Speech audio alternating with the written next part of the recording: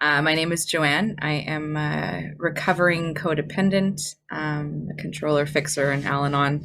And I am going to share with you my very much working experience on detaching with love. It is a concept I was introduced to mostly actually through Melody Beattie when I first began this work about a year and a half ago or so. Yeah, I guess I just want to put out that disclaimer that it is I wrote down a working, living study of being assertive, the fourth step, boundaries, honesty, and interdependency, fully dependent on God. That's like my big long title. And really, at the end of the day, when I reached out to John to say, hey, I'll share on Wednesday, was because I felt like I just really needed at this time in life, especially to explore this because it is critical to my recovery. It is critical to my emotional sobriety and to my freedom, really, at the end of the day. And so there's this quote. I have a couple from Melody Beattie that I thought was appropriate. And the first one is that having and setting healthy limits, healthy boundaries isn't a tidy process. We can give ourselves permission to experiment, to make mistakes, to learn, to grow.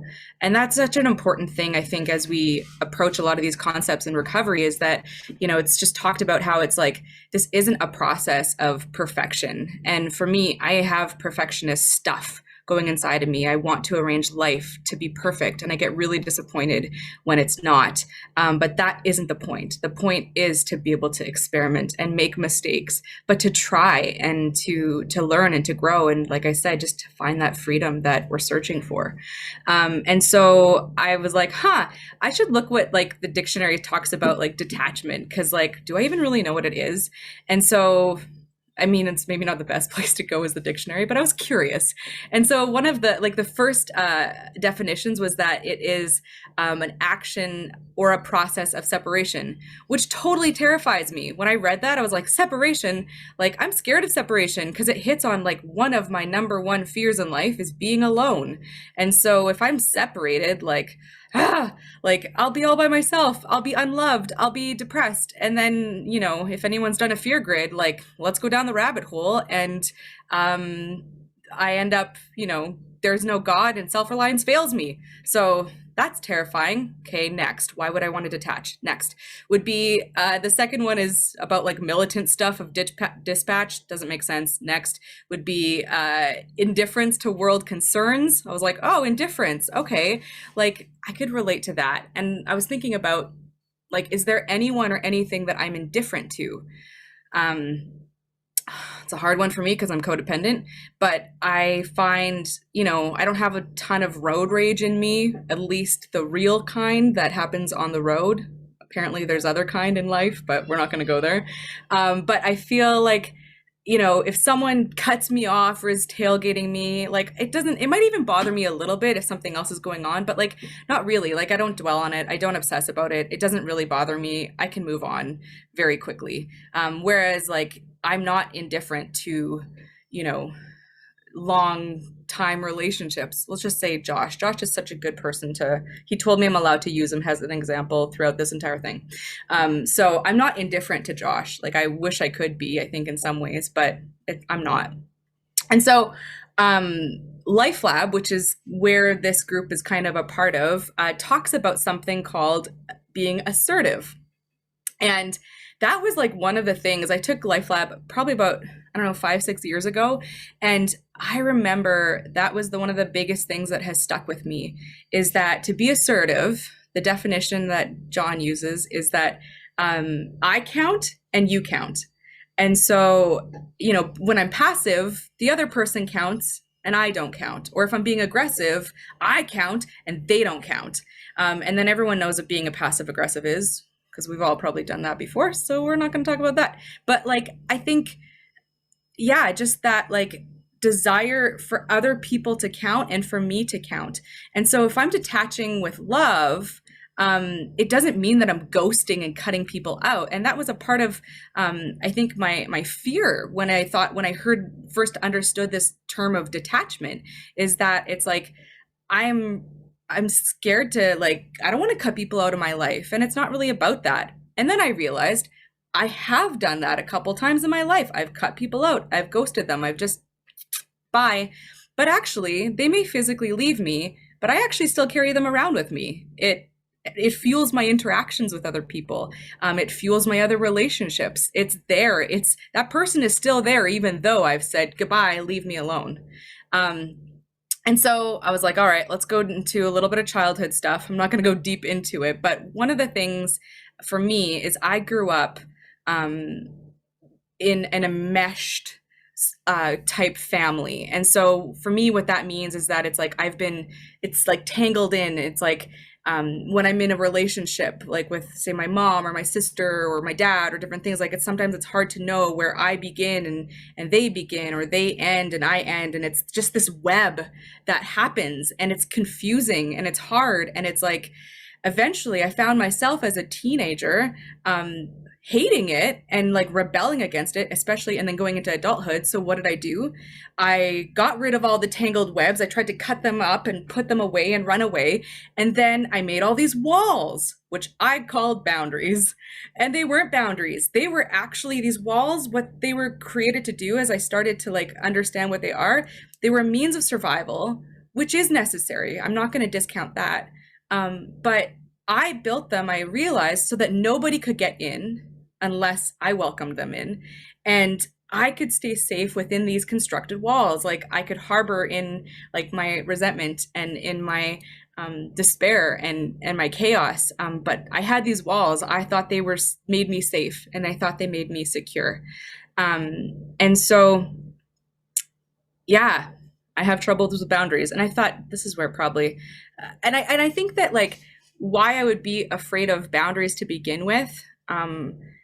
Two, like as I started to understand that they're not enmeshment and they're not walls, there's these things called healthy boundaries that are right there, maybe in the middle.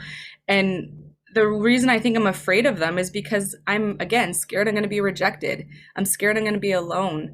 That at least if I put up these walls, I can get that control of who comes in and who goes out, or at least I have the illusion that I have control. So this Melody Beattie quote says, when we first become exposed to the concept of detachment, many of us find it objectionable and questionable.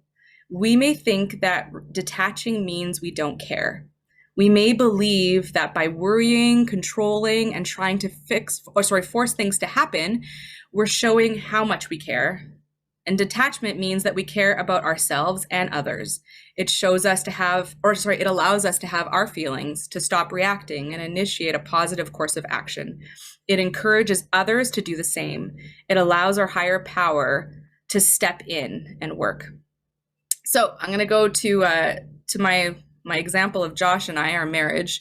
One of the things I struggle with when it comes to like detaching is that I start off in this place of I have a really hard time being okay if he's not okay, which I wish that wasn't the case, but that's real. And so like how I stay attached to him in an unhealthy way is that I will people please him because I want something out of him. I want a particular outcome. I want him to be this way and not that way. I want him, to appreciate me more. I want him to say loving things to me. I want him to all of these things. But like, and also like when he comes up against me, when there's conflict, like I have a hard time, again, just like being okay. I have a hard time being honest. So I employ things like people pleasing, which is, dishonest. I employ things like manipulation and control. And that what it means then in those circumstances, this picture that I've painted of me and my husband, there are lovely things that happen too, don't get me wrong.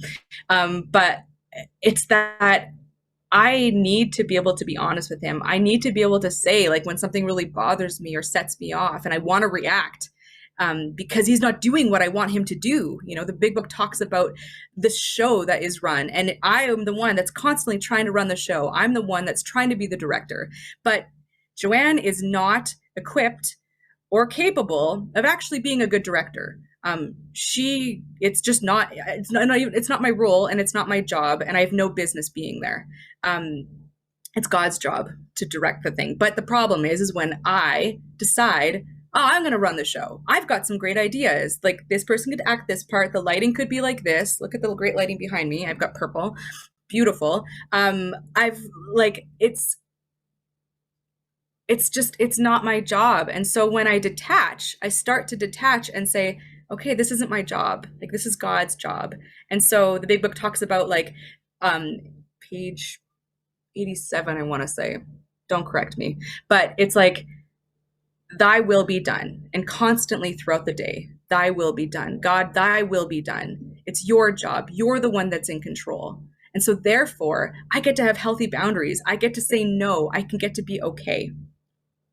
Um, this other quote I love is that it says, we relinquish our tight hold and our need to control in our relationships. We take responsibility for ourselves. We allow others to do the same. We detach with the understanding that life is unfolding exactly as it needs to for others and ourselves. The way life unfolds is good, even when it hurts, and ultimately we can benefit from even the most difficult situations. We do this with the understanding that a power greater than ourselves is in charge and all is well. And so one of the questions, again, this is my just like study of figuring stuff out and what it means to detach, is that there's always the possibility that someone's not going to like it. So here I am. Here's Johanne, all fresh and new and shiny and in recovery. And she's like, I'm going to put some boundaries in place.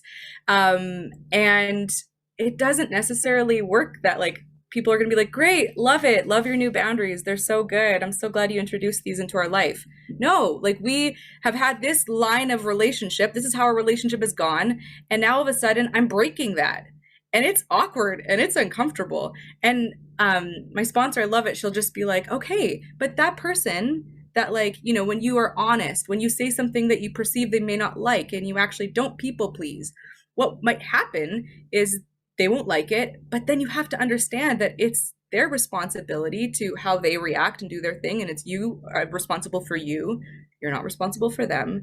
And they are, like, they have every right to their own emotions and their own feelings and their own opinions and how they want to handle this, just like I am.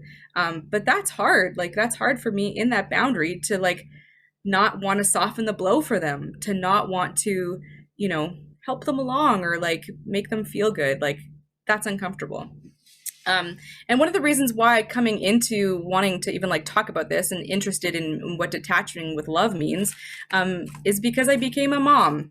And so 4.5 years ago, but like became a mom, and I've got these 3 great kids, and I found myself recently like being like, oh no, like, what if one day they hate me? What if one day they won't want to spend time with me? Like, I love them so much. I didn't know this kind of love. When I became a mom, I had no idea what people were talking about until I kind of did it. And I was like, wow, like, I would die for this kid. Like, I would do anything. I want to protect them. I want their life to be good. I want it so bad. But then I'm codependent and I don't want to control it. I want them to want to love me. I want them to choose to be around me. You know, I hope that one day, if they have families of their own, they'll invite me into those families and want us to all be a big family together.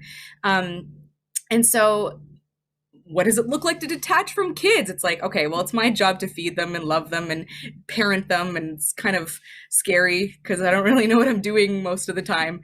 But like, that detachment, that like, they are their own humans, and especially as they grow up. And I saw this within myself of like, and as I became an adult, I wanted to have an adult relationship with my parents. I wanted, like, you know, and I'm sure it can be hard. That's the thing I'm realizing, is it's probably really hard to do that, because you just picture this sweet, innocent little baby, and now all of a sudden they're an adult. And so how do I have that like equal relationship? How do I not have input on all of the things that they want to do? And that drives me nuts when my parents do that. And so I want, you know, this detachment part. I want, how am I trying to say this? I don't want to behave like a child with my parents because I am no longer a child. And I don't want them to treat me like a child because I'm an adult. And so I want that same with my kids. And so it can be super awkward to do that. And I found that was really hard to do. Um, but what I realized is why I would even want to detach in the first place is that it actually gives me the potential to grow. And it gives us in that relationship the potential to grow and to deepen and strengthen and actually get an even better relationship. And I I'm finished my fourth step here now, and there's this like concept within it of like, why do you do a fourth step? Like, why do you do your inventories? Why do you go trudge through all of this stuff? Like, some of it's really painful and really hard. And it's because we come to understand that there are these blocks between us and God. There are these rocks, these pebbles, these gravel bits, like all different sizes, but there are these things that block us from God. The sunlight of the Spirit is what the big book talks about. And I love that. And that it's like these inventories, as we forgive, we start to actually see our part. We have this equal playing ground of like, I have a resentment for a reason, like someone pissed me off or someone did this to me and really hurt me. But that person was sick. When they have this sickness, they also have a spiritual malady just like me. And so I realized that I have done similar or the same or whatever, but we all need forgiveness. We all have done things that aren't great. And so yeah, I just think about that, of just like the whole point of detaching is so that we aren't attached to all of the people around us. Because if I am so attached to everybody around me, how can I be attached to God? Like, how can I be so connected to God when I have all of these other things going on with all of my attention? They're not my number one. Like, God, or God is my number one. I'm trying to make God my number one, but I have all of these people and all of these things that are pulling me and grabbing my attention and grabbing my peace of mind or grabbing all of these things. And I'm letting it happen because I have a hard time detaching. I have a hard time letting them go. I have a hard time forgiving. And I need God for that. And that was really the crux of all of this. And I know it's usually the crux of probably every meeting we will ever go to, is that we need God. And when I think of even that like relationship I have with my kids, like God doesn't force me to love him. God doesn't have strings attached for me. God loves me first, fiercely. He loves me unconditionally. He doesn't like, and he loved Johanne when she was 15 years ago, when she did that thing, or when she thought that thought, or she had that relationship, or she messed that up, or like today, God loves Johanne, who is speaking right now and maybe not doing the most perfect job at speaking right now, but he doesn't care. He loves me, and he loves me tomorrow when I totally blow it and I yell at my kid, and God still loves me. And so I just think that like we have this free will with God, we have this free choice. And so I have that relationship, I have access to that relationship, and that relationship will change my other relationships. If I'm connected to that source, I can detach. I can be loving because I'm first loved. I'm first secure. I'm first, accepted, and I belong somewhere. And so then I can offer that same forgiveness, that same love to others. And sure, it doesn't look like warm, fuzzy things all the time. Like I'm still, that person's still going to be that person. I'm not going to change them. But I can see them through a new lens of how God does. And yes, I get to set in boundaries. Yes, I get to set in all of these things because I'm responsible for me too. But it's not out of this like ghosting, getting rid of all this kind of stuff when I think of detachment. And so I'm trying to think if that's it. I think so. I think that at the end of the day, detaching with love is what I wrote here. Detaching with love lets the other person off the hook. It removes any strings that are attached, any expectations. And it calls me to forgive, not out of my own forgiveness that I can conjure up, not my own self-will, but with the forgiveness that God first forgave me with. and he helps me. He makes that happen. And I cannot do this. I'll keep making a mess if I try to do it on my own. But God really is that answer. He really is that place of hope. He gives me courage to be able to do that, to be able to be honest, to be able to not people please, to be able to show up and be me in every single circumstance that I'm in. Um, yeah, I think that that's pretty much it. That's what I've learned so far about detaching with love. And the goal is just to have that, like to have healthy relationships with other people where I show love and mercy and grace and forgiveness. Um, and I just receive that from having a relationship with God, with being connected with Him, showing up every single day. And thy will be done, God. You're the director. I can act in your play. Show me what to do. And that's it.